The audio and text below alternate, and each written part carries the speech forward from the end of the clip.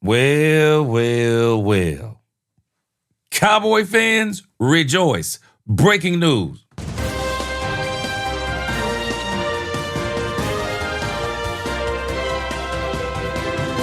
Matt Eberflus is the next casualty of coaches that have been fired since Black Monday. Matt Eberflus has been fired by Jerry Jones and the Dallas Cowboys. Let's talk about it, G Sports Nation.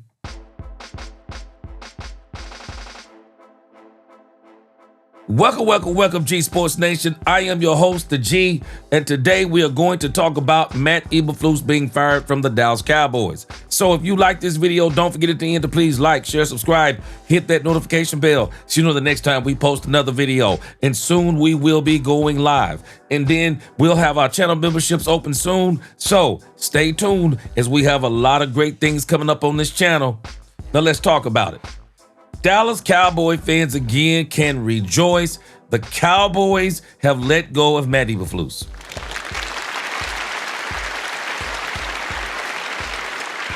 And I know there are so many different things going on. People can say that it was because of Michael Parsons, and we know he didn't have the greatest personnel. But at the same time, I say the thing that got Matt Eberflus is simple for me.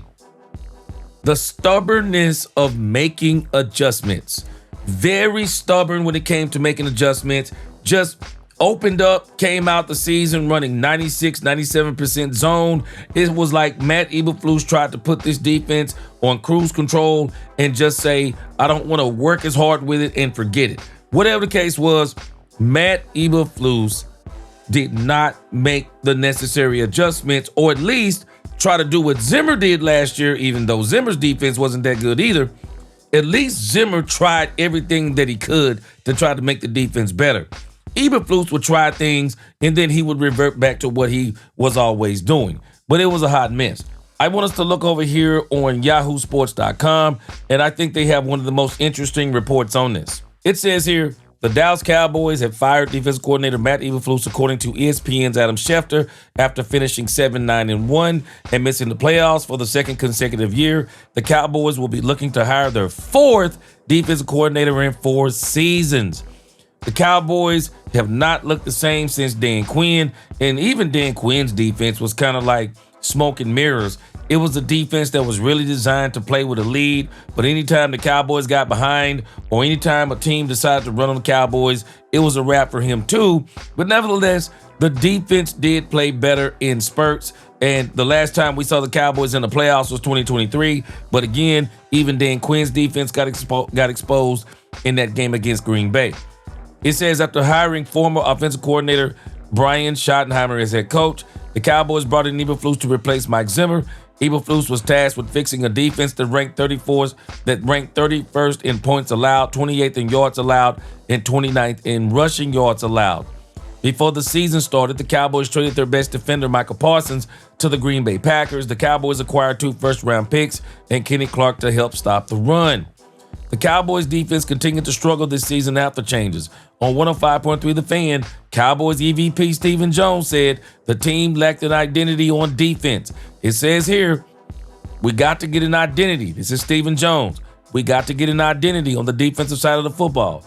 I don't think we have established what we were as a defense. We really weren't a team that created turnovers. We didn't get the ball. We gave up a lot of explosive plays. At times, it felt like we were stopping the run, but we just got a lot of work to do on that side of the ball. I think everybody knows that. We'll go all in. Bottom line, we need an identity on the defensive side of the ball. I don't think we established that this year. Whether it's coach, Eberflus, or whatever it is, we have to create an identity. I think everybody would say that Coach Schottenheimer has a ton of energy. He's very authentic and has an identity. We've got to play to that in all 3 phases. I think we did in 1 phase this year, offense. I don't know that we established that in the other 2 phases, defense and special teams. Get ready. I think the special teams coach might be next. Dallas gave up 30.1 points per game, the most in the NFL, and finished 30th in yards allowed per game at 377 yards. The Cowboys defense also did not create turnovers or get to the passer consistently, which had been a trademark under former defensive coordinator Dan Quinn. I also understand that Al Harris was here under Dan Quinn too. Look at what the Chicago Bears are doing in turnovers. I'm just saying. They ranked 30th in turnovers created and 27th in sacks. This was despite the Cowboys acquiring defensive tackle Quentin Williams at the trade deadline. And so, you know, it was inevitable. But I'm going to tell you this. I also believe what Dak Prescott said on Monday. So Dak's about to say a couple of things that I think he's saying between the lines about how the defense is a part of the reason why this thing didn't turn out the way it was supposed to turn out. Check this out. This is not the end of the one, but not so much today, but overall, how can you sum up your season overall? Tough season. Frustrating in the sense, you know, I think I've alliterated this before. One of the first seasons, if not the first, of my career, right? I can't directly correlate my play to the wins, the loss, or the end of the season, or overall success of the season. So that makes it frustrating. One of the best offenses in the league, explosive. Now, sure, not always to our standard. Didn't play like that. I really think Dak Prescott, if you listen to this interview in its entirety, I really think Dak Prescott said some things about the defense and the offense. He mentions the offense. The offense didn't do what this offense is for as many points as they scored. The Dallas Cowboys offense should have been even more explosive, but they got beat by some teams. And I do believe that Brian Schottenheimer got out-coached about 8 times this season in particular. But Dak Prescott, in the grand scheme of things, top 3 quarterback in the league this year, should have been. They should have won more games. But offensively, didn't finish like Dak Prescott alludes to, but also the defense. Check out what he says about the defense. What does it need at the end of the day to improve from what it was this season? Yeah, I mean, I've got to be completely talking honest. about the defense. I practice against them. I wouldn't say every day, right? And you get into the season, you know, maybe once a week and maybe 3 or 4 plays here, and so it's tough. It's tough for me, and I say that it's tough for me to evaluate. I'm not going to sit up here and try to evaluate these guys when I don't truly know the ins and the outs, the calls that they're being asked to make, what they're being asked to do. I think that's a huge part of it. Yeah, you catch what he said? Doesn't know what the call is. It doesn't know what they're being asked to do. Again, this is, I mean, if you kind of read between the lines, this is like scheme. You know, so Dak Prescott, he's always given the politically correct answers. But nevertheless, I think if you just listen to that press conference, you can hear a lot of things that Dak Prescott is referencing to this season. And really, man, the Cowboys underachieved.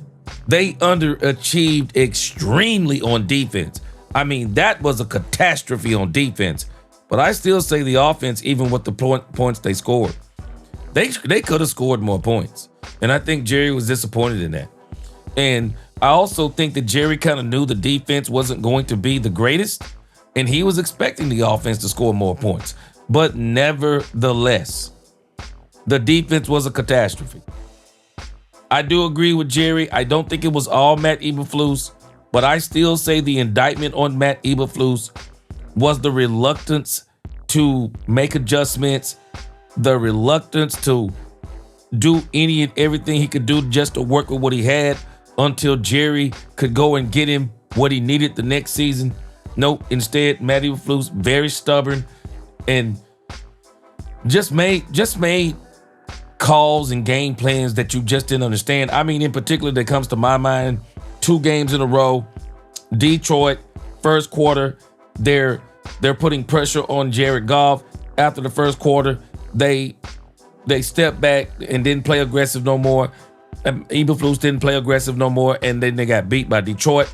Same thing happened with the Minnesota Vikings. For whatever reason, they had pressure on J.J. McCarthy in the first quarter, and then it's like they just pulled back after that. Didn't make sense. I think there were a lot of things that just didn't make sense with Matt Eberflus. And I don't think, I still don't say that Michael Parsons was the major issue, because you got Quentin Williams, you got Kenny Clark, and man, if you just don't have what you need, sometimes you just need to blitz. But he was very reluctant to do things like that. It went against his philosophy. So in the grand scheme of things, bad fit for the Cowboys. But I think that there are some larger issues with Matt Eberflus. He lost the locker room in Chicago right around the end of the second season. Chicago brought him back, thought it'd be better in the third season. it got even worse in the third season. And I think Jerry did the right thing, because I believe that Matt Eberflus lost this whole team, and especially the defense, somewhere around the 6th or 7th game of the season. And I just think it would have been worse no matter what Jerry would have did coming up the next season. So I think it's the right move. So again, y'all tell me what you think in the comments. Another coach bites the dust. And so Matt Eberflus is the latest casualty of coaches. And so now we'll see what the Cowboys do at DC. Y'all tell me what you think. Like, share, subscribe, hit that notification bell. Until the next time, God bless G Sports Nation. Peace.